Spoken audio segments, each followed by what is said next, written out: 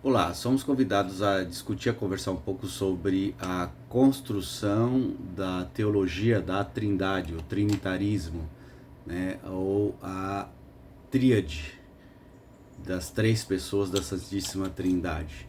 Nós sabemos que a Trindade é uma doutrina que se fundamentou no Concílio de Nicéia em 325, um concílio convocado para discutir a divindade de Jesus e a Trindade. Vamos entender um pouco isso. Precisamos entender também que no primeiro século não houve essa discussão sobre a Trindade. Não faz sentido para os primeiros cristãos discutir esse assunto. Se tinha a ideia de um Deus que era um Deus judaico-cristão, Yahvé, Jesus Cristo era esse Messias, esse enviado de Deus para salvar a humanidade, e o Espírito Santo era aquele que dava a graça, o entendimento daquilo que Deus queria que fosse entendido. Então essa era a compreensão. Só que com o passar dos tempos começou a haver divergências entre as ideias sobre as três pessoas da Santíssima Trindade, e então houve a necessidade de um concílio para determinar qual seria as ideias que seriam aceitas pelo concílio e quais seriam as ideias rejeitadas, e quem mantivesse essas ideias seria tido como herege, né? Nós sabemos que o concílio de Nicéia foi convocado pelo imperador Constantino. Constantino estava fazendo a reunificação do Império Romano, e para Constantino não interessava as brigas que haviam entre os diversos cristãos ou diversos tipos de cristianismos. Não existia só um cristianismo, existia várias vertentes de cristianismos, e essas vertentes estavam discutindo entre si, criando confusão, e por isso haveria necessidade de fazer esse concílio para unificar todos os pensamentos.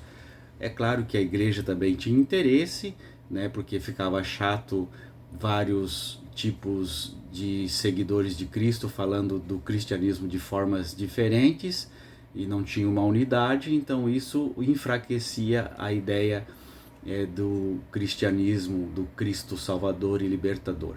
Então se uniu Constantino com os líderes da igreja para que no concílio de Nicéia discutisse a trindade e a divindade de Jesus. Então essa discussão, essa união, esse concílio, ele é político, né? Constantino tinha interesses políticos de que essa confusão terminasse logo, para que ele mantesse a reunificação do Império Romano sem confusão, sem brigas, sem intrigas. Então Constantino tinha um interesse político por detrás desta compreensão, dessa visão do Concílio de Nicéia. Nós sabemos que lá no começo do século II, final do século III, nós temos os defensores da Santíssima Trindade, do Deus Trino, o Tertuliano, o Hipólito e o Novaciano, que são da corrente que entende Jesus como parte da mesma substância de Deus. Então a ideia que era defendida era que as três pessoas eram consubstanciais, elas tinham a mesma expressão, a mesma hipóstase, a mesma substância, a mesma natureza, eram a mesma pessoa. Então não haveria distinção entre as pessoas da Santíssima Trindade. Então eram deuses, mas não eram deuses diferenciados por terem a mesma substância, seriam o mesmo Deus, mas com ações diferentes, né? Isso também é esclarecido no Quarto Concílio de Latrão, que declara assim: é o Pai que gera, o Filho que é gerado e o Espírito Santo quem realiza. Essa é a ideia que se tem da Trindade, né? Elas são coiguais, coeternos e consubstanciais. Cada um é Deus completo e inteiro. Nós sabemos que houve grandes controvérsias nessa discussão da Trindade, e um dos principais autores do antitrinitarismo foi o arianismo, né? Um padre da igreja que começou a se reunir na sua cidade com outras pessoas e a discutir se esse Deus era consubstancial ou se Deus era um Deus maior, Jesus era um Deus menor e o Espírito Santo era um Deus menor ainda. Então havia essa discussão, né? E quem era o mais poderoso, ou se havia esses três deuses ou não, como se entenderia a Trindade. Sabemos que o judaísmo é uma ideia religiosa focada num Deus Pai, e o cristianismo é focado no Filho. Então não se poderia, o cristianismo judaico-cristão, diminuir a pessoa do Pai e aumentar o poder da pessoa do Filho. Então era necessário ou igualar as duas pessoas, não é? Ou tirar uma delas para que continuasse a ideia, né, e do Deus judaico-cristão. O Ário, ele nasceu em 256 até 336, né? Era um presbítero encarregado de uma paróquia na cidade de Alexandria, e o Alexandre, que era o defensor da Trindade, era um bispo, o bispo de Alexandria. Então tentava explicar a unidade santa da Trindade. Ário divergia dos pontos de vista expostos por Alexandre. Um tipo de sínodo dos presbíteros foi feito na cidade, convocado, e a questão foi discutida. Ambas as partes declararam vitória, né? O arianismo disse: olha, nós ganhamos no debate, e o bispo Alexandre disse também: nós também ganhamos no debate. Então por isso que a controvérsia ela se disseminou e se espalhou, e então o bispo Alexandre convocou um concílio de bispo, né, e tentou colocar o seu ponto de vista, e os bispos endossaram então o ponto de vista de Alexandre, né? Os bispos todos ficaram do lado de Alexandre e abandonaram a ideia de Ário. Ário foi então ordenado a abandonar as suas opiniões e adotar a ideia de Alexandre, ou ele seria anátema, ou ele seria expulso da igreja como um herege. Ário então não aceitou a ideia de Alexandre, não aceitou a ideia do Deus Trino, e ele foi excomungado pelo bispo Alexandre no concílio de Antioquia de 325. Todos que mantinham a mesma opinião que a de Ário também foram excomungados, né? Desde então, Ário passou a ser considerado um herege, foi excomungado da igreja, e Ário advogava que o Pai era um Deus eterno, mas que Jesus Cristo era o Filho do Pai, da mesma substância desse, gerado, não criado, da eternidade do Pai.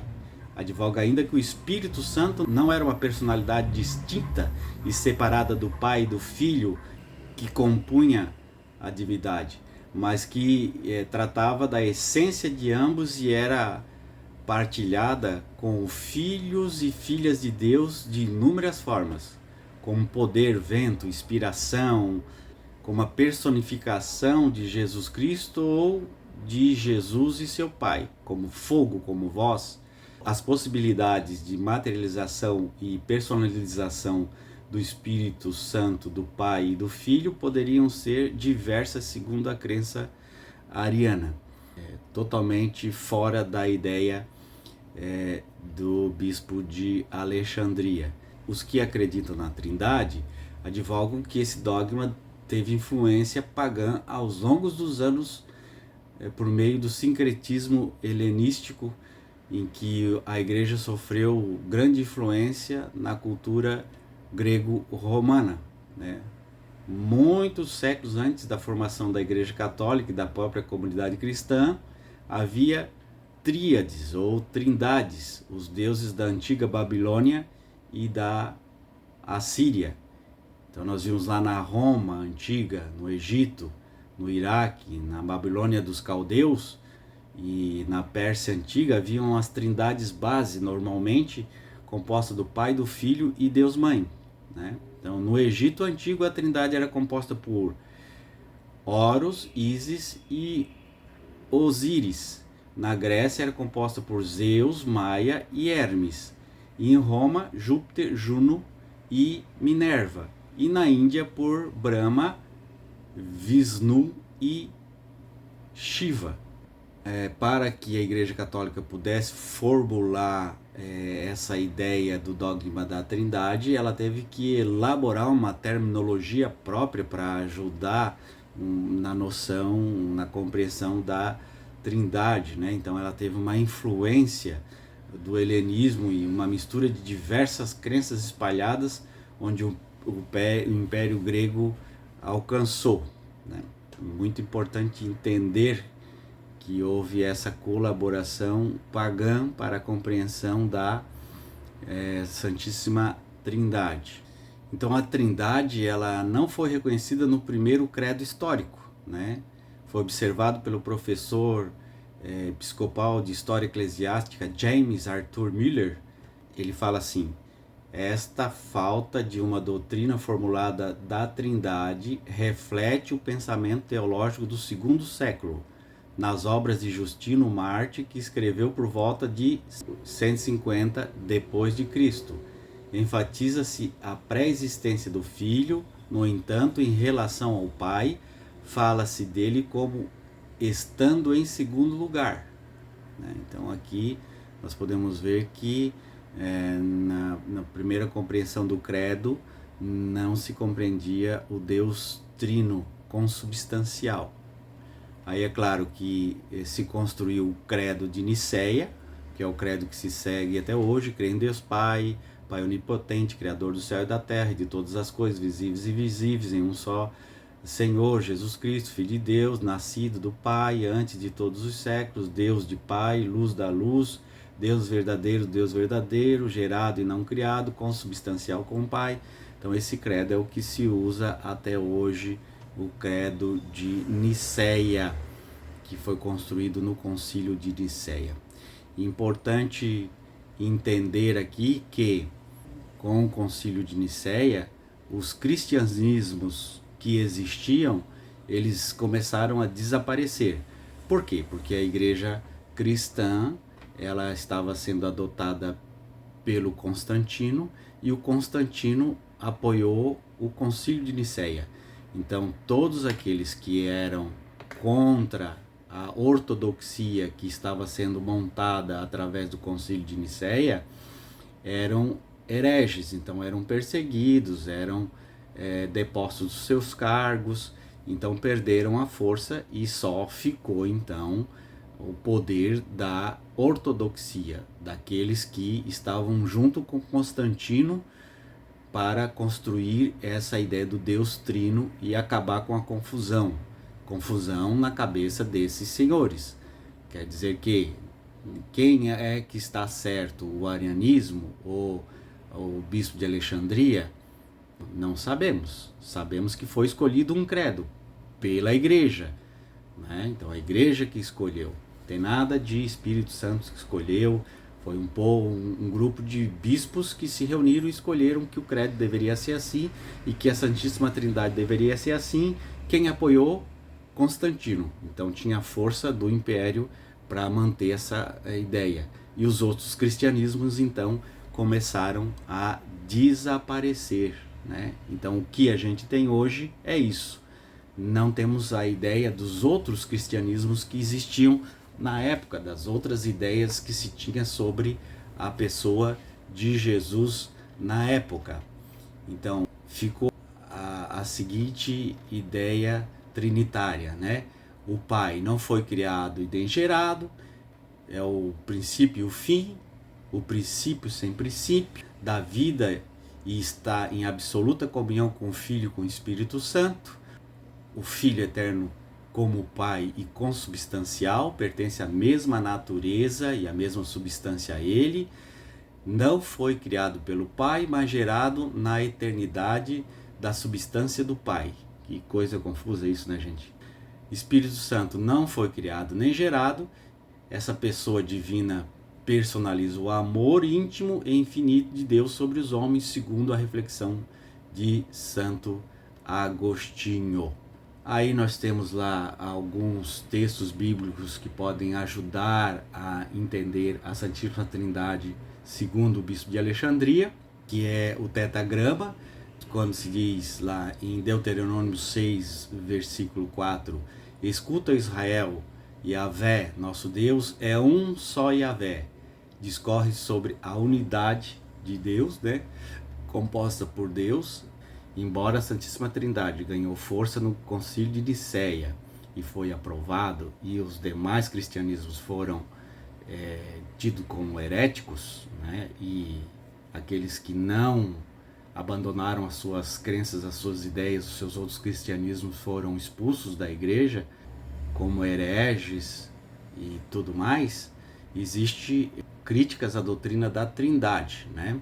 Então, algumas denominações cristãs não aceitam a doutrina trinitária e aceitam só Deus como o único, né? Então, nós temos aí a Testemunha de Jeová, os Adventistas, a Igreja de Deus do Sétimo Dia, a Igreja de Jesus Cristo dos Santos dos Últimos Dias. Então, não entendem, não confessam essa fé na Santíssima Trindade. Os que não acreditam na Trindade advogam que essa doutrina não fazia parte das crenças e dos primeiros cristãos e que teve a influência pagã aos longos dos séculos por meio do sincretismo helenístico, né? Que é uma verdade, sendo que a igreja sofreu grande influência da cultura greco-romana. No Egito Antigo, a Trindade era composta por Horus, Ísis e Osíris, como eu já falei, e assim por diante. Então, a ideia de um Deus três, num só, já era uma ideia pagã e que foi então atribuída ao cristianismo, né? Então seria Horus, Ísis e Osíris, Deus Pai, Deus Filho, Deus Espírito Santo, no Antigo Egito. Na Grécia, Zeus, Maia e Hermes, Deus Pai, Deus Filho, Deus Espírito Santo no cristianismo. Em Roma, Júpiter, Juno e Minerva, Deus Pai, Deus Filho e Deus Espírito Santo no cristianismo. E na Índia, Brahma, Vishnu e Shiva, Deus Pai, Deus Filho e Espírito Santo no cristianismo. Então a Trindade só teria sido determinado como dogma da Igreja Católica pelo século IV, após as discussões iniciadas no primeiro concílio de Constantinopla entre os bispos e o imperador Constantino. Ainda continua essa controvérsia a respeito da Santíssima Trindade.